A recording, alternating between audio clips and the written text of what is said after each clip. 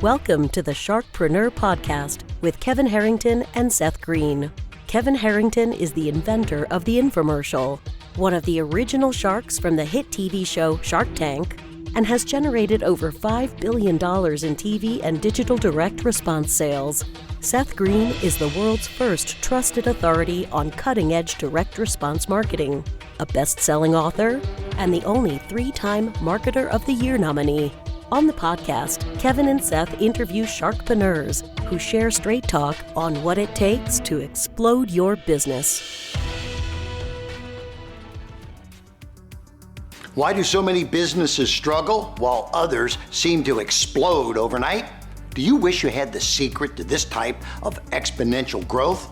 Now, I've scaled more than 20 businesses to over $100 million, and it's not just luck. In my new book with Mark Tim, Mentor to Millions, you'll learn the repeatable framework I use in all my business ventures for massive success. Order at kevinmentor.com and get over $1,000 in bonuses. Head to kevinmentor.com.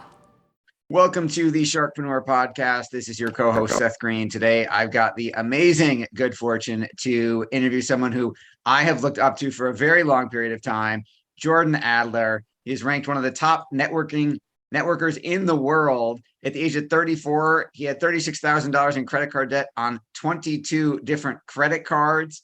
36 months later, he went on to make over $20 million in network marketing. He's built businesses consisting of over 200,000 distributors and nearly 500,000 customers in countries all over the globe. He is the best-selling author of Beach Money, Creating Your Dream Life Through Network Marketing. He is a speaker. He is an inspiration to all of us. Jordan, thanks so much for joining us.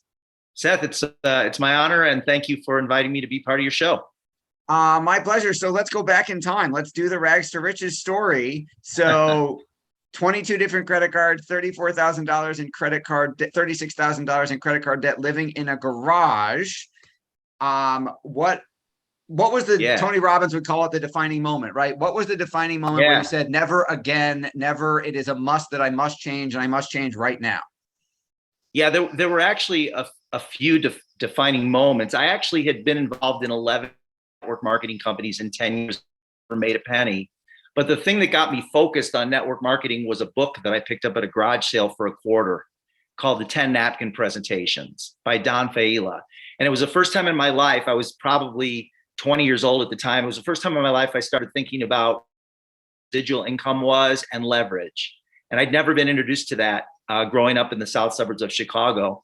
That book sent me out on a trajectory of learning and attending events. And I would get credit cards and max them out going to events and buying products, but I never made a penny, never signed up one person for my first 10 years, 11 companies. And then in my 12th company, here's what my pattern was. And I did this over and over and over again. I would join a company, I would get discouraged because people would be negative, and then I'd start questioning myself or questioning the company, the products, whatever. And then I would quit. And then 8 months later, I would join another company. I did that pattern over and over again. And there was a realization after I signed up in my 12th company and I finally started making some money, but it was like $100 a month, $180 a month. But I had a little team. They invited me back to Connecticut to do a meeting. And it happened, there was a snowstorm. And I showed up at this house dressed like somebody from Arizona in a massive blizzard. And all the lights were off in the house. And this was back in the answering machine days. I made my way to a payphone, called, and they didn't pick up the phone. And I was standing there on the doorstep in Connecticut, Boston area. And I realized it hit me in a moment. It was like a lightning bolt that hit me that I have to stop quitting because I never learned the lessons I need to learn to transcend to the next level. So at that moment, I decided I wanted to quit because I had no money in my bank account. I scraped together every penny I could to get to Connecticut to help these guys, and they weren't there. They completely no-showed me. I ended up getting a Motel 6 and flying back. But I decided I'm just going to keep going forward if anybody's making money, and I did, and I ultimately ended up making $8 million with that company. And that was my first success in network marketing. And it was really just doing simple things. Like rather than having a bad day or a bad week and throwing in the towel, I just made a decision that I'm not going to quit on a bad day.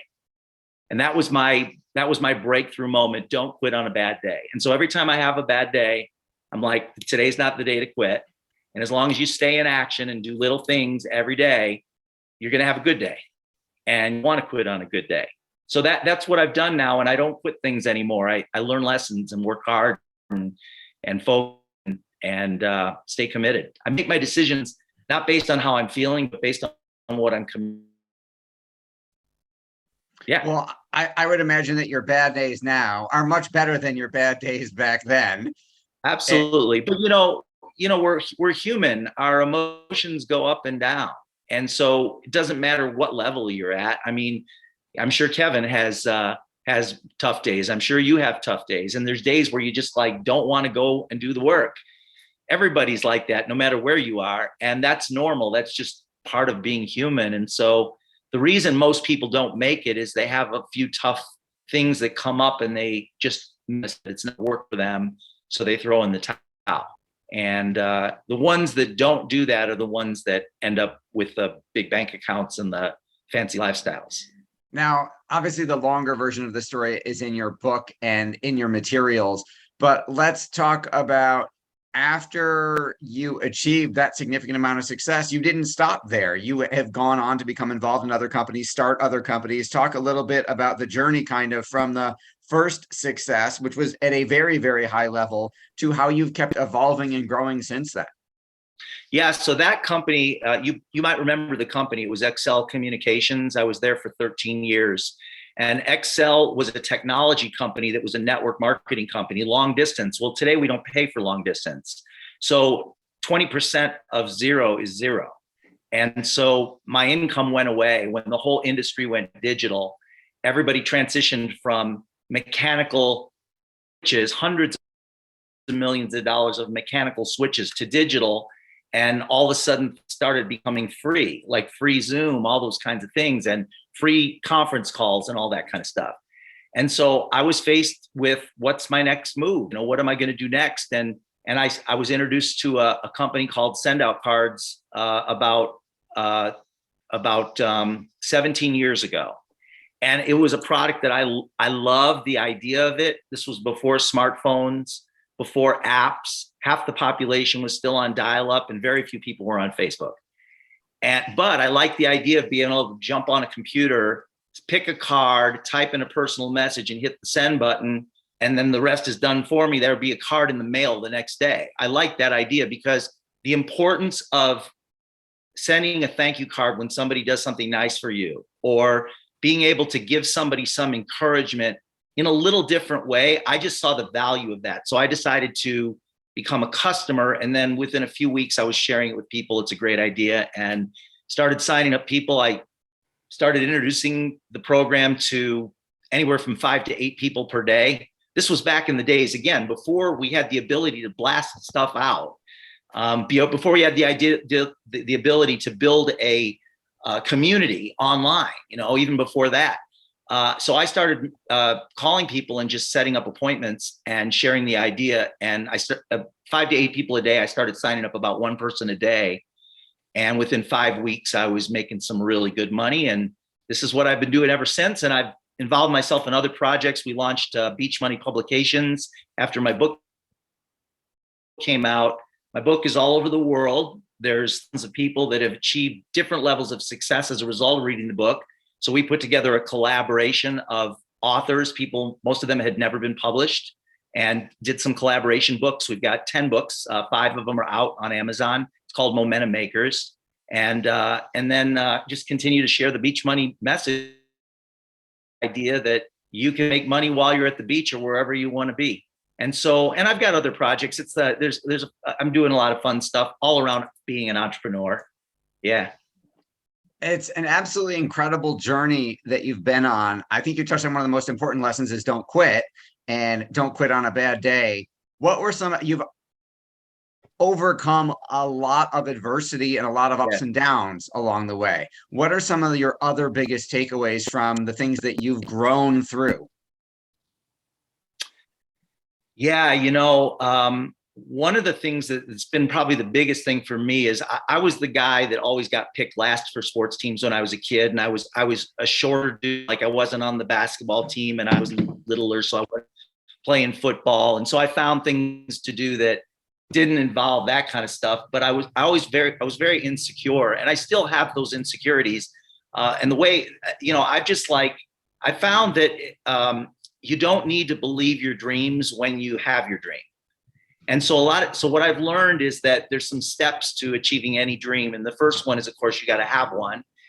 Most people shrink their income down to meet their dreams instead of expanding their dreams down to meet their income instead of expanding their income to meet their dreams. And so what I decided, and this was a conscious decision, is if I had a dream popped into my mind that I wanted to do, like learning to fly helicopters, for example, or going to space, things that I did not even believe were possible, I would write them down in a journal. And sometimes I put them on a vision board. Sometimes I would put them somewhere where I'll see them every day. First thing you got to do is you got to have a dream. Second thing is you got a commitment to the first step, then the step, then the third step. So begin to put things on your calendar. So that's the second step. Schedule it. So like if I had a dream to learn to fly helicopters. I didn't believe I could do it, but I went online, I found a helicopter school, and I went down there and I took a discovery flight for 200.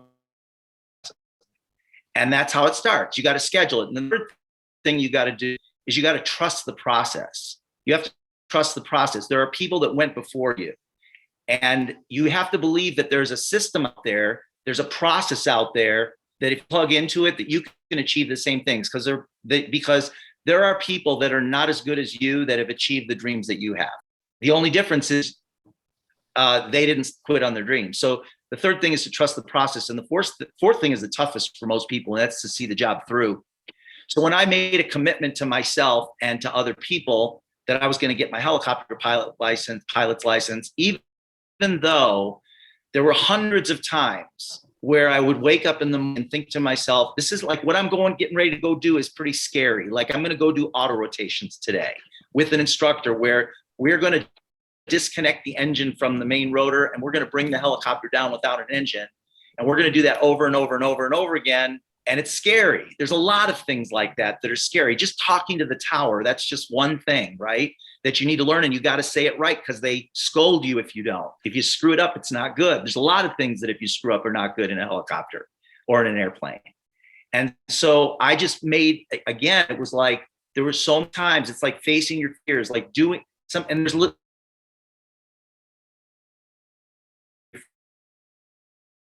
is to just keep putting one foot in front of the other. And if you have a commitment to go do something, do it. There were mornings that I woke up that I felt sick, and I knew I wasn't sick. I was making myself sick because I really didn't want to do what it is I needed to do to have that dream. But the dream to be more important, the dream was more important than the feelings that I was having of fear. You got to make your dream so important to you that nothing will stop you from continuing to move through it. And you're going to have setbacks. Everybody does. You talked about, you said, you don't have to believe your dreams. That sounds a little counterintuitive. Can you expand on that? Yeah. So in the beginning, when you have the dream, you don't necessarily have to believe it's possible for you. Like, for example, I wrote down in a journal long before they were talking about civilian space travel. Like years before, I wrote down in a journal, space traveler, but I was in my 40s at the time. And 40-year-olds, 45-year-olds don't go to space. It's guys in their 20s that are fighter pilots, that are engineers. They're the ones that become astronauts. But I wrote it into a journal. And then years later, I was at a Marriott at an event speaking, and I was there at 6 a.m. There was a Starbucks, and I was waiting for the Starbucks to open. I was the only one down there. And this woman walks over to me. There's another lesson in that, but this woman walks over to me. She's got red hair, Carolyn Ferguson. She's from New Zealand, of all places. And she said she was a travel agent. And I know that travel agents have been hurting because of the internet. People are booking their own travel. So I just assumed she wasn't doing very well. And I said, well, what do you do? How's it going? And she said, it's going great. I just had my best year ever. I go, really? I go, what do you mean? She goes, well, I booked space. And I'm like, space? I'm thinking space on hotel rooms, space on cruise ships. She means space. She points up. She said she sold 4 tickets on Virgin Galactic's civilian space program for $250,000 each. Wow. And I'm like, that's exciting. And so she started telling me about it. And then a month later, she contacted me and said Virgin Galactic was going to be in Vegas. I met with this beautiful woman, Rose, who works side by side with Richard Branson. And this was back when it was just a brochure. There were no spaceships. There was no space center. And on my 57th birthday, I wired $250,000 to, and I actually went back and I found the journal in a box in a storage where I'd written down number 8 on a goal list, Space Traveler. Well, when I wrote Space Traveler, I didn't believe it was possible. I remember when I wrote it, this is never going to happen. Well, years later, here I am. I'm scheduled to go to space on Richard Branson's Virgin Galactic civilian space program. And the question I ask, or people ask me all the time is, are you scared? And the answer is absolutely not. I'm really excited about it. Not scared at all. Yeah, in my house, my middle child, our 13-year-old daughter coined a word in our house called nervous sighted, when you're nervous and excited at the same time. I like that. And yeah, one more lesson out of that. If you think about everything that's happened in your life, and I'm not just talking to you, Seth, everybody that's watching, right, listening, every single thing that's happened in your life happened because you met the right person at the right time. And so if you become intentional about meeting people, that's the gateway to your dreams, is meeting the right people at the right time, building the relationships with the right people at the right time. Absolutely. And all of your businesses have been about connection in one way, shape, or form. So, and we know your time is obviously incredibly valuable. We appreciate you spending some with us for our listeners. And I would love to have you back for a longer conversation. Can you share with our viewers and our listeners a little bit more about all the places they can go to learn more about all things Jordan Adler, to get a copy of the book Beach Money, to become a part of whatever exciting, amazing things you're up to? Yeah, absolutely. Beachmoneynation.com. If somebody wants to get 2 free chapters of my book, Beach Money, and they can read up on Beach Money and join the community. If you text text the word money 247, MONEY 247 to 855-460-0058, 460-0059. Text money 247. I'll send you some information about a really cool system. And then, of course, jordanadler.com. You can connect with me there as well. Awesome. We will put all the links in the short code and the number in the show notes. This is Seth Greene for Sharkpreneur with Jordan Adler. Jordan, thank you so much for joining us. I enjoyed it, Seth. Thanks so much. Bye, everybody. It's been an honor having you. Thank you, everyone, for watching or listening. We'll talk to you or see you next time. Do you need money to fund your idea, product, or service? Are you ready to take your business to the next level, but need capital to get it done? Kevin Harrington has heard more than 50,000 pitches and knows how to help you make the perfect pitch to get the funding for your entrepreneurial dream. He's distilled the process down in his perfect pitch cheat sheet, and it's yours for free. Just text PITCH to him right now at 727-888-2100. Text PITCH to 727-888-2100 right now and claim your free perfect pitch cheat sheet. Text PITCH to 727-888-2100 to start funding your dream today. This show has been produced by Market Domination, LLC. To discover how you can have your own show completely done for you and turn it into a real published book and become the authority in your marketplace, go to www.marketdominationllc.com/podcast offer.